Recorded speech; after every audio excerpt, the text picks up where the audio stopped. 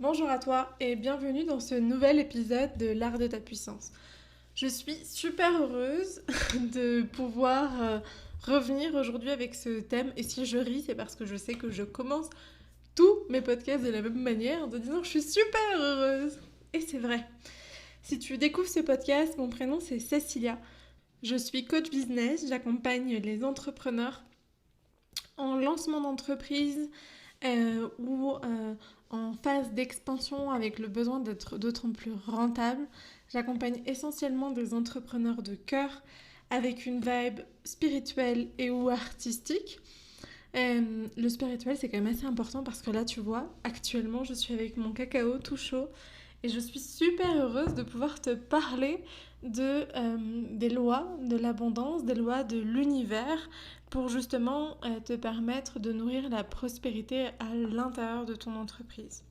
Si tu aimes ce podcast et si tu es entrepreneur toi-même et que tu es dans ce processus de soit simplement te lancer, soit de devenir vraiment rentable avec ton activité, je t'invite à me suivre sur Instagram à @cecilia_germain. C'est là où je suis la plus impactante, la plus régulière et c'est là où je vous accompagne le plus.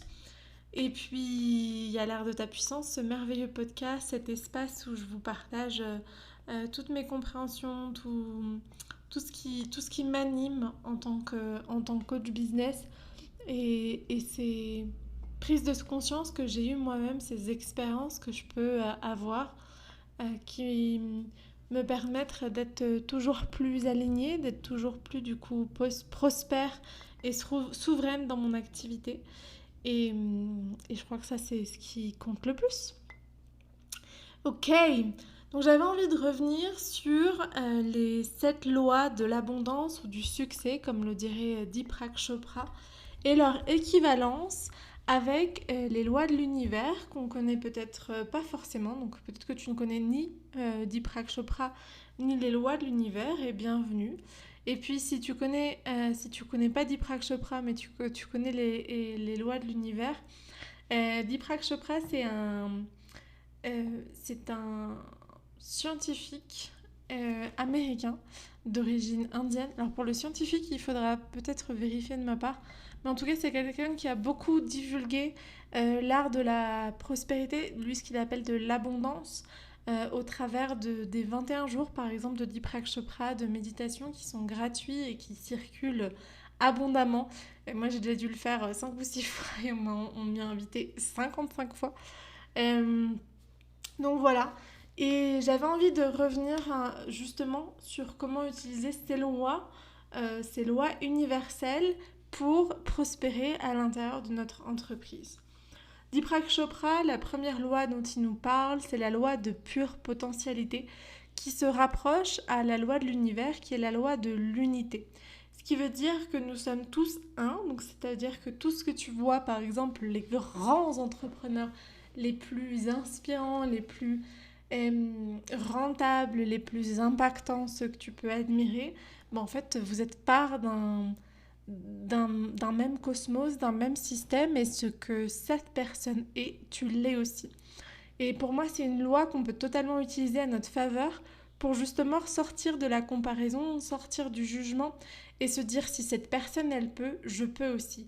Si quelqu'un a, que ce soit du matériel ou de l'argent ou simplement aussi une posture ou une qualité que j'observe chez cette personne, cette loi de la pure potentialité, ce qu'elle me raconte, c'est que tout est accessible, puis qu'on fait partie de la même unité et que ce que cette personne est, je peux l'être et que je peux devenir exactement qui j'ai envie de devenir. Donc c'est vraiment revenir à cette capacité de whatever I want, peu importe ce que je veux, c'est accessible. Et c'est pas cette phase d'égo, cet espace d'ego qui est là, ouais, je peux, viens, j'y vais, si on veut, on peut. Non, c'est plutôt tout est à ma portée. Je suis le tout et je suis le rien.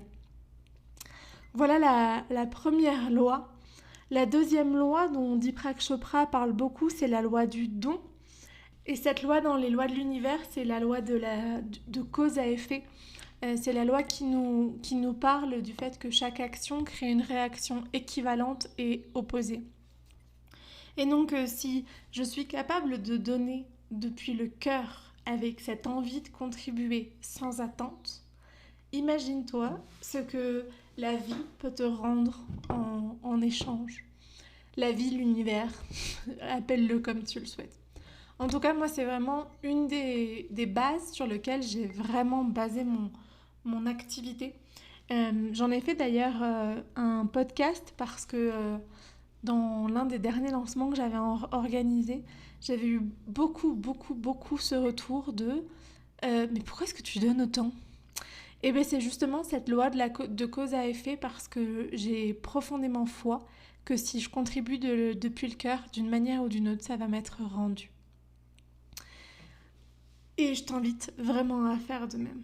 Ensuite, la troisième loi qu'on voit, c'est la loi du karma, que moi j'associe beaucoup à la loi de la vibration, qui stipule que dans l'univers, que tout l'univers est composé d'énergie qui vibre à une certaine fréquence. Le karma, c'est le fait de créer et de créer depuis un espace qui peut être peut-être soit de carence, soit de jalousie, en tout cas d'une vibration qui ne serait pas celle la plus haute, et que tout ce qui ne vibre pas haut reviendra de la même manière en effet boomerang jusqu'à nous, justement dans cette vibration qui n'est pas la plus juste.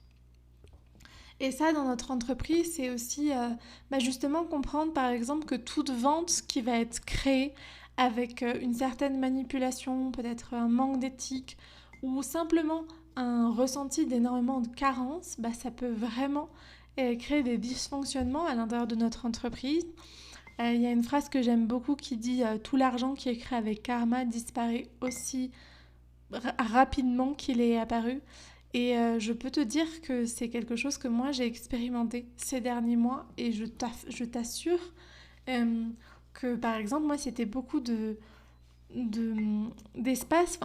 certains espaces que j'avais pu nourrir dans ce rôle de sauveuse, premièrement, et deuxièmement dans ce rôle de j'ai envie de vendre plus, mais pas de c'est juste j'ai peur de pas vendre plus. Et cette loi de la vibration, elle a vraiment été assez juste et elle a créé exactement cette loi du karma nous parle, non ? Cette loi de la vibration nous parle. Ça nous parle que tout ce qui est créé depuis une vibration qui n'est pas juste nous reviendra d'une certaine manière ou d'une autre.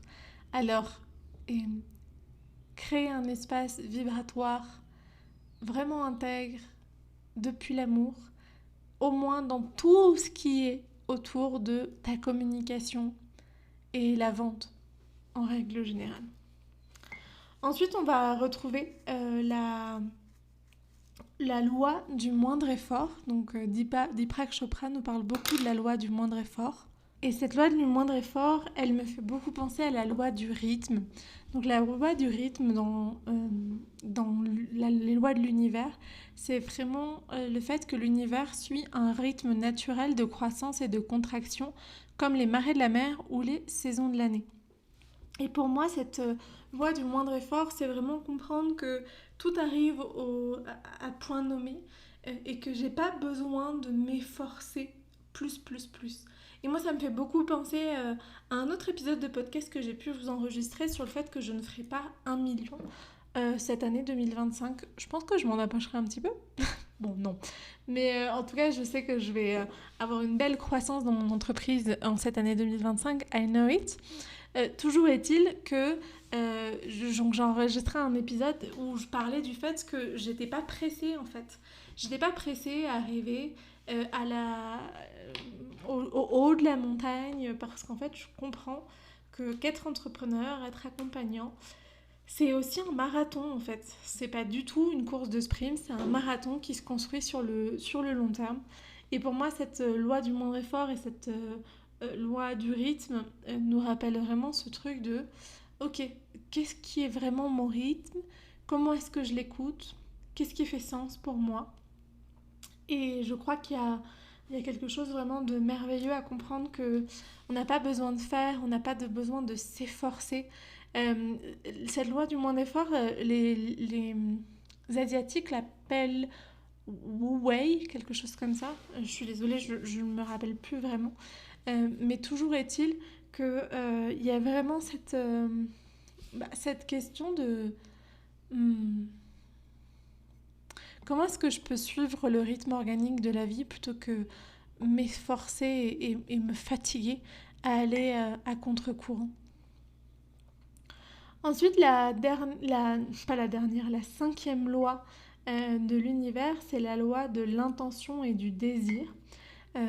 Donc ça, c'est l'intitulé que nous donne Deepak Chopra dans son livre Les lois du succès.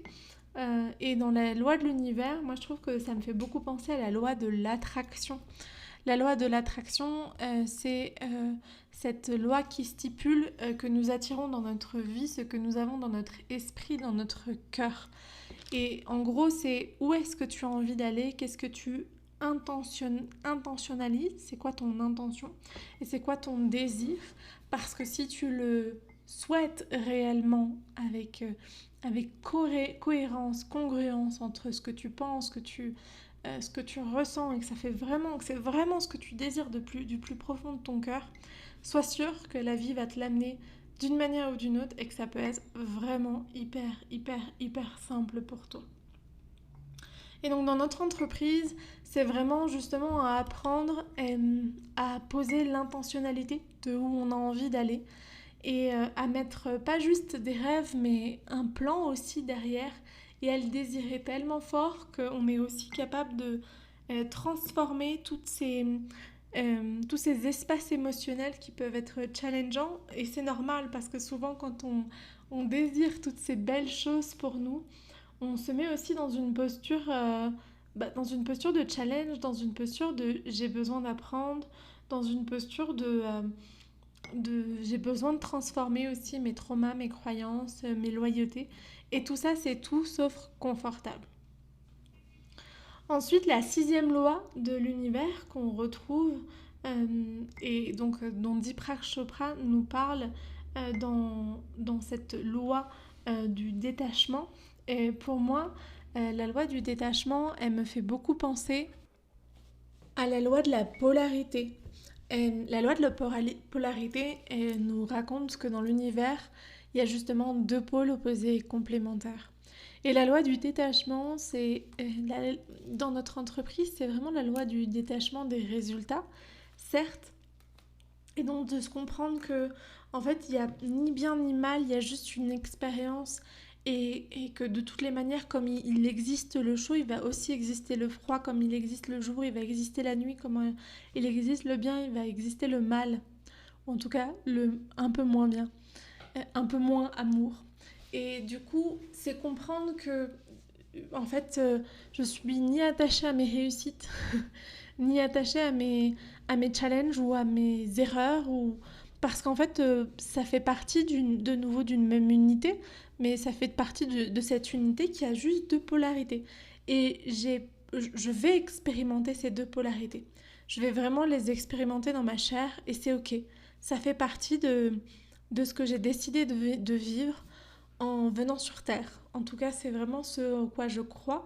Et en étant entrepreneur, d'être vraiment détaché de nos résultats, de ne pas être dans la course aux followers, dans la course aux résultats. En fait, ça revient à ah ok, je comprends que tout existe dans cette polarité et que de toutes les manières, même si aujourd'hui je vis quelque chose d'incroyablement beau ou d'incroyablement génial dans mon entreprise, bah ça va venir avec son lot de challenge. Et si aujourd'hui je vis un lot de challenge, bah en fait je me rappelle que le moment le plus obscur de la journée, c'est juste avant que le soleil se lève.